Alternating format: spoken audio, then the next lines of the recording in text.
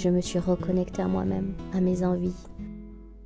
La créativité au quotidien, c'est suivre ses idées, suivre le fil de ses envies, c'est s'écouter. Allez, vas-y mon gars. Allez, t'es fort. Ouais. Super.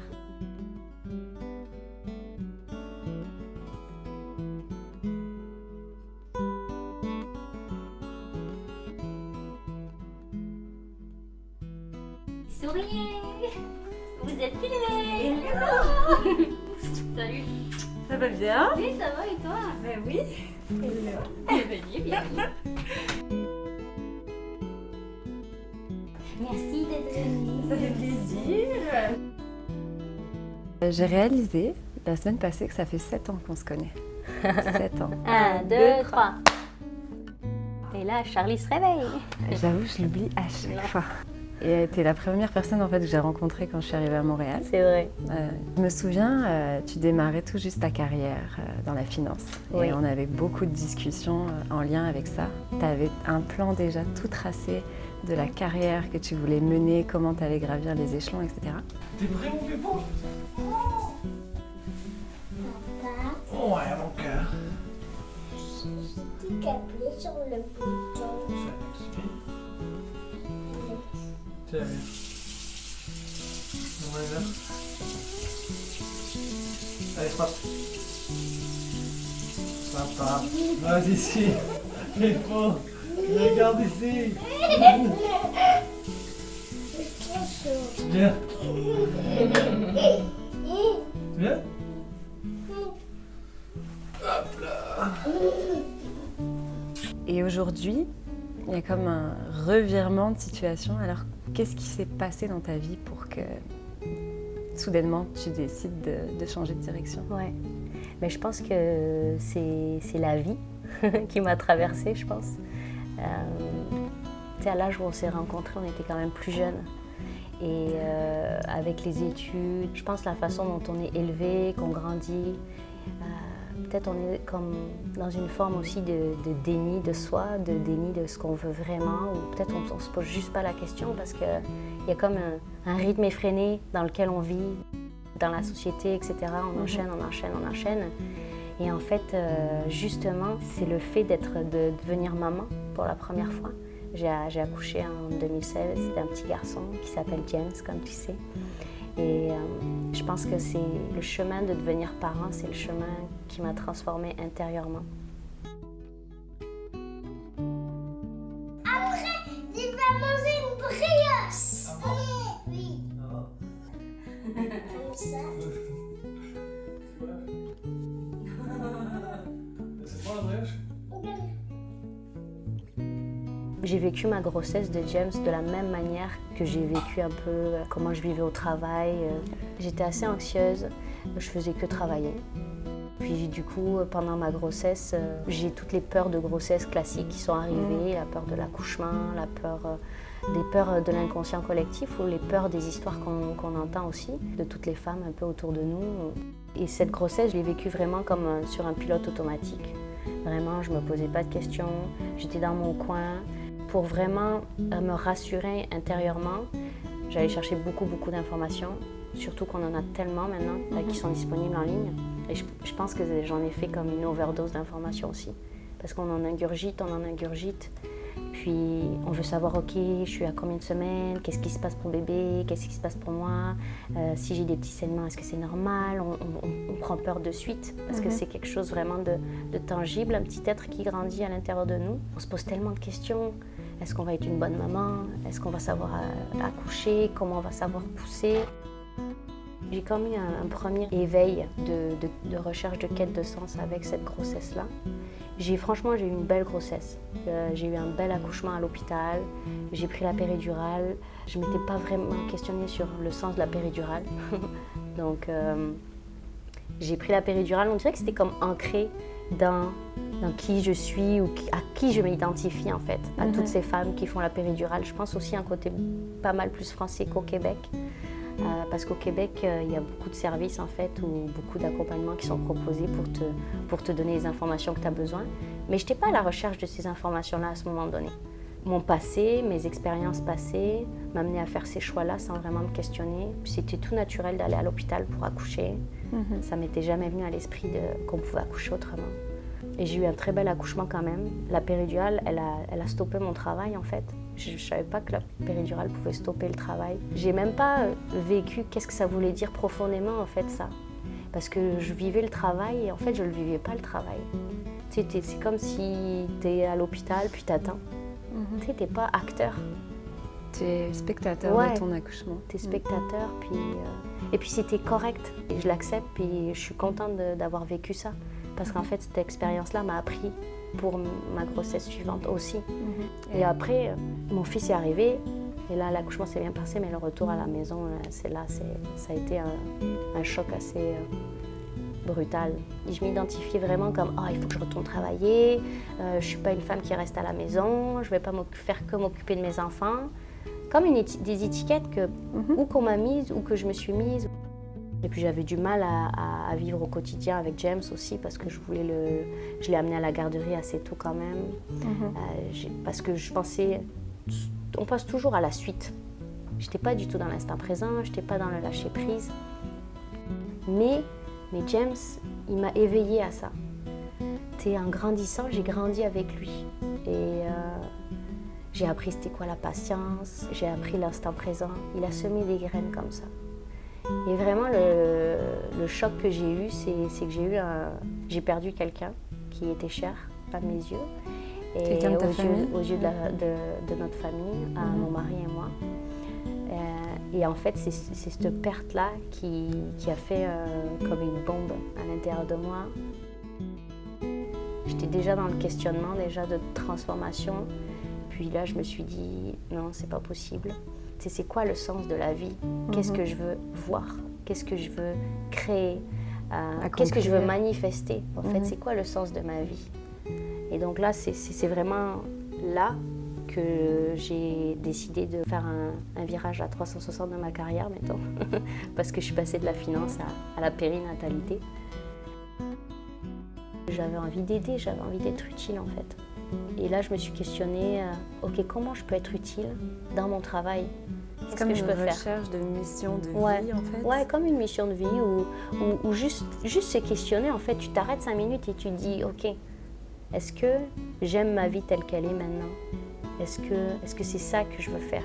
Et en fait, je ne voulais pas qu'il y ait de différence entre mon travail et ma vie quotidienne. Je voulais qu'il y ait vraiment une harmonie parfaite entre les deux. Et c'est là que j'ai fait plein de formations en massothérapie. Je me suis ouverte à plein de choses extraordinaires.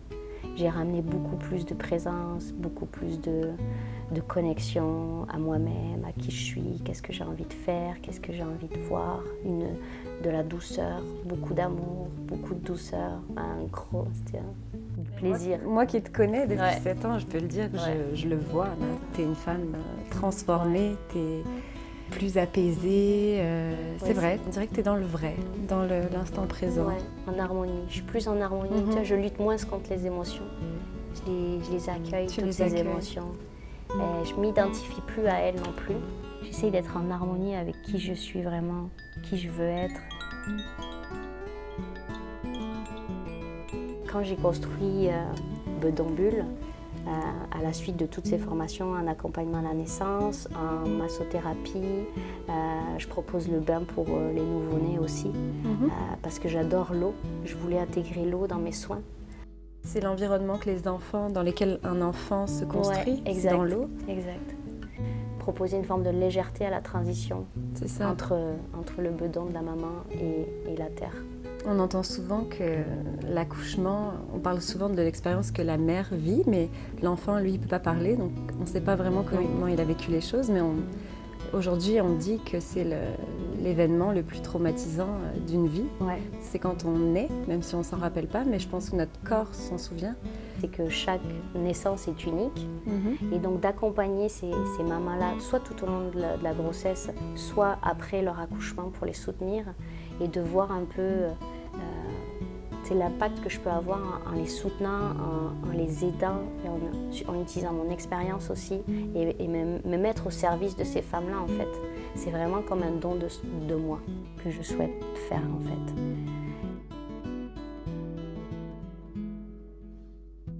Concrètement, Bedonbulle, qu'est-ce que ça représente pour toi? Bedonbulle, pour moi, c'est vraiment... c'est comme mon 3e bébé pour l'instant. J'offre à la maman un espace sacré où elle peut se retrouver. J'ai toujours à cœur que la maman puisse se reconnecter à elle-même, à son corps, à qui elle est vraiment, à cette femme puissante et courageuse qui a la force de mettre au monde, qui a vraiment le pouvoir de mettre au monde. J'accompagne le papa et la maman sur le chemin de la parentalité. Je propose des petits rituels cocooning, je propose des portraits de femmes inspirantes aussi pour leur montrer comment nous, les femmes, on peut être transformées intérieurement par cette maternité, cette parentalité. Cette difficulté, c'est cette intensité. Oui, c'est dur, oui, c'est fort, c'est intense, c'est chamboulant physiquement, émotionnellement, mais on n'est pas toute seule. Et moi, je veux dire à ces femmes que je suis là pour elles, je suis là pour les aider à traverser ça. Donc je propose des ateliers d'information en groupe, je me déplace à domicile, je fais des séances privées et je fais des soins aussi de reconnexion à son corps. J'aime bien travailler tout ce qui est l'aspect un peu plus développement personnel en fait, ce cheminement personnel et intérieur pour aider la maman aussi à se libérer en fait de ce qu'elle a vécu aussi. Comme tu sais, j'ai une petite fille qui s'appelle Charlie qui a 3 mois et demi. Ça, c'est vraiment une grossesse que j'ai vécue consciemment, vraiment consciemment. J'ai eu un accouchement merveilleux à domicile. Cette grossesse, je l'ai vécue, j'ai essayé de la vivre vraiment à chaque jour, prendre ce qu'il y avait, avec les nausées, les prendre une à la fois, avec tous les petits maux de grossesse. J'ai accouché à 41 semaines d'aménorrhée et 4 jours. J'ai dépassé mon terme. J'avais un risque de me faire déclencher à l'hôpital. Mais tu sais, je voulais me donner la chance d'accoucher à domicile. Puis j'ai vraiment travaillé sur tout ce qui était lâcher prise en fait. Je me suis dit à la fin, peu importe où on accouche, peu importe où on choisit d'accoucher. Oui, on a des souhaits, mais peu importe. On ne nous enlève pas le pouvoir d'accoucher. Même si j'avais à cœur d'accoucher chez moi, j'aurais pu accoucher à l'hôpital, puis ça aurait pu très bien se passer d'une manière merveilleuse aussi. Parce que notre environnement ne détermine pas comment ça peut se passer. C'est nous qui choisissons comment on perçoit les événements de notre vie. Et ça a tout changé parce que mon postpartum avec Charlie était fantastique. J'ai lâché prise totale sur l'absence de sommeil. J'ai vécu au jour le jour, j'ai réduit le brouillard un peu de nos pensées empoisonnantes ou comment je dois faire, qu'est-ce que je dois faire. Négativité. Ouais, plus se mettre aussi, s'en mettre beaucoup sur les épaules. Ou le risque, est-ce que je suis une bonne maman, est-ce que je l'aime assez, est-ce que tu aimes assez le deuxième. J'ai écarté tout ça. J'ai vraiment fait un cocon, une bulle entre Charlie et moi, mais une bulle remplie d'amour, de lumière, vraiment, c'était tellement bien. C'était genre, je te le souhaite vraiment quand tu auras des enfants. Ben, je me le souhaite aussi. C'était merveilleux. Il y a eu des hauts et des bas forcément, parce que oui, réellement, tu manques de sommeil terriblement. Surtout que tu as un autre enfant en bas âge. Tu as un autre enfant à t'occuper. Mais juste de laisser passer la vie, en fait, c'est incroyable comment ça a fait la différence sur mon niveau d'énergie. Je me sentais tellement bien. Je ne dormais pas, mais j'étais beaucoup plus en santé que quand je peux dormir 8 heures, par exemple. J'étais remplie d'amour, quoi. Ça donne beaucoup d'espoir. Ça me donne même très hâte, en fait. D'en avoir. Ouais. Et j'espère que je pourrai vivre quelque chose d'aussi inspirant et d'aussi beau. Parce que cette reconnexion que je l'ai eue, je me suis reconnectée profondément à ce à quoi j'aspirais, à mes idées. J'ai eu des idées pour ma pratique. Je me suis reconnectée à la créativité. Et j'ai créé des tableaux de méditation. J'ai travaillé sur la respiration, le souffle. Et lors de mon accouchement à domicile, en fait, ça a été très vite. J'ai accouché en 3 heures, ce qui est très vite. Et dans ma salle de bain, dans l'eau, j'ai adoré l'expérience. Et je me suis rendu compte que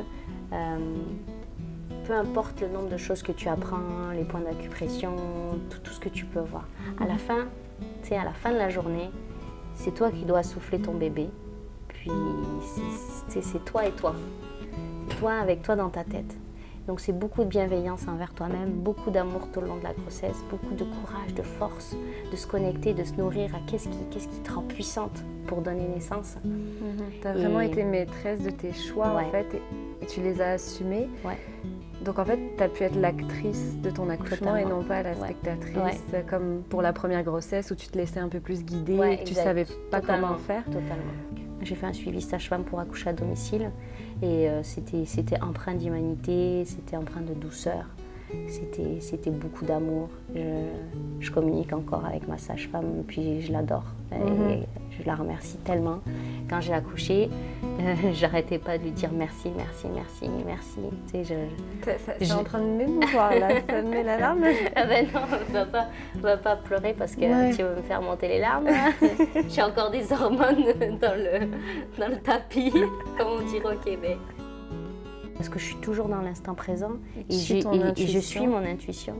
Et c'est cette forme d'intuition-là qui est innée en chacun de nous, que je veux souffler en fait à toutes ces femmes et à tous ces papas en leur disant, on nous dit tellement toujours tout quoi faire aussi. Ah, fais pas ci, fais pas ça, le cododo c'est bien, le cododo c'est pas bien, l'allaitement, le biberon, Beaucoup de pression couches. sociale Ouais. et on en oublie au fond ce que notre corps Ouais, exact. veut. Ne rien rejeter, ne pas rejeter les enfants qui font du bruit, ne pas rejeter le vent qui est trop froid. Tu sais, on pourrait trouver comme des millions de choses à rejeter en fait. Et c'est juste accueillir ce qui est et se laisser porter par ce qui est. Oh, coucou mon coquinou d'amour, tu viens voir maman?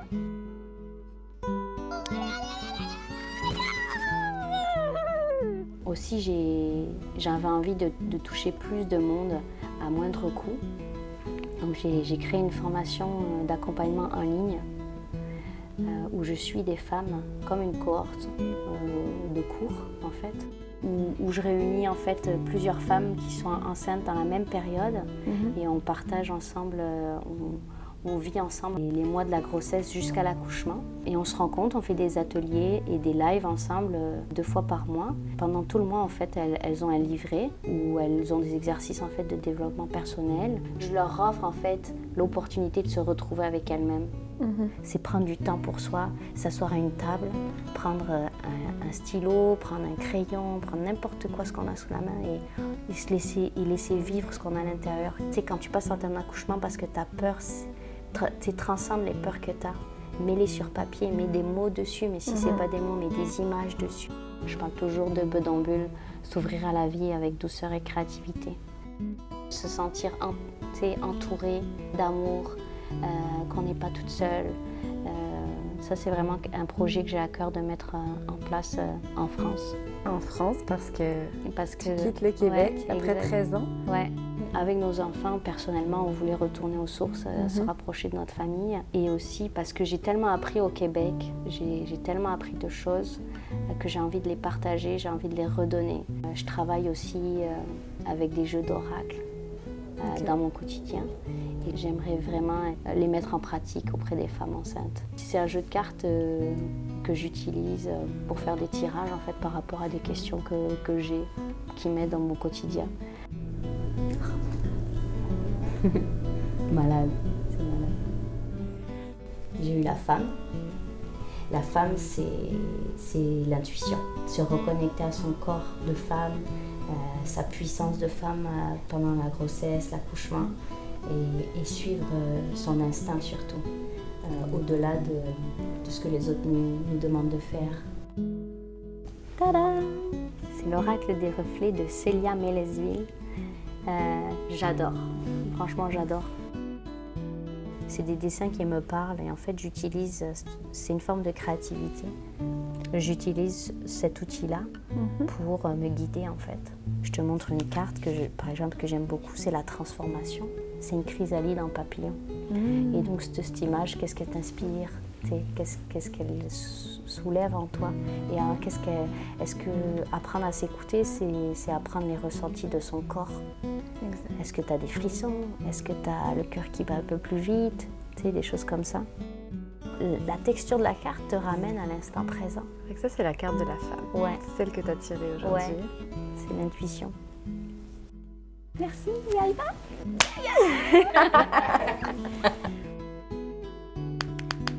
Bisous. Oh, avec les terres. Merci. Oh, tu vas me manquer. Oh, mais toi aussi. Je suis pas partie. Tu viendras me voir.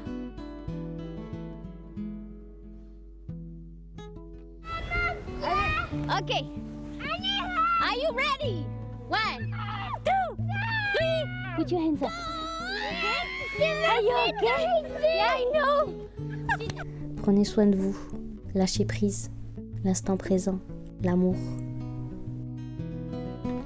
Une maman épanouie de 2 merveilleuses lumières qui remplissent mon cœur d'amour et éclairent mon chemin à chaque jour.